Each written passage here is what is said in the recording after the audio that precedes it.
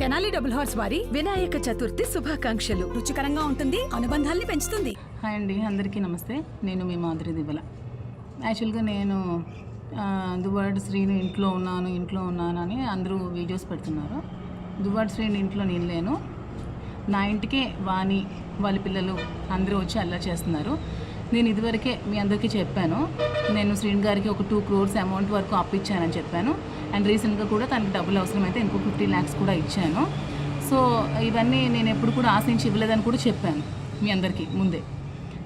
కానీ ఇప్పుడు ఆ శ్రీని గారు ముందు కట్టిన ఇల్లు ఆక్యుపై చేసుకుంది, ఇప్పుడు ఈ ఇల్లు కూడా ఆక్యుపై చేసుకోవాలని మళ్ళీ చూస్తుంది. కాబట్టి నేను శ్రీని గారికి వెళ్ళి అడగడం జరిగింది.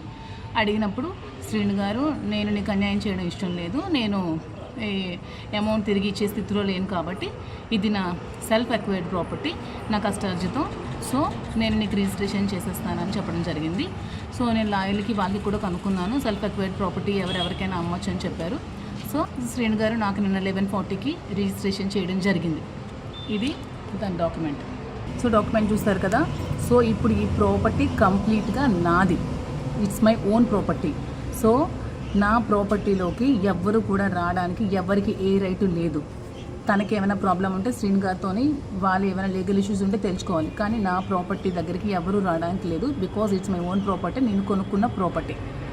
సో పోలీస్ వాళ్ళు నాకు రక్షణ కల్పించాలి, మీడియా వాళ్ళు కూడా నాకు రక్షణ కల్పించాలి. నేను ఒక్కదాన్నే ఇప్పుడు ఇంట్లో ఉన్నాను, నాకు సేఫ్టీ లేదు. ఆల్రెడీ ఇంటికి పవర్ ఆవిడ కట్ చేసింది, మీటర్ అవి లాగేసింది, సీసీ కెమెరాస్ కూడా అన్నీ పగలగొట్టింది. నాకు అస్సలు సేఫ్టీ లేదు. ప్లీజ్ దయచేసి పోలీస్ వారు నాకు రక్షణ కల్పించాలని కోరుకుంటున్నాను. Thank you. మరిన్ని వీడియోస్ కోసం ఛానల్ ని సబ్స్క్రైబ్ చేయండి, లేటెస్ట్ అప్డేట్స్ కోసం వాట్సాప్ ఛానల్ ని ఫాలో చేయండి, అండ్ లింక్ డిస్క్రిప్షన్ లో ఉంది.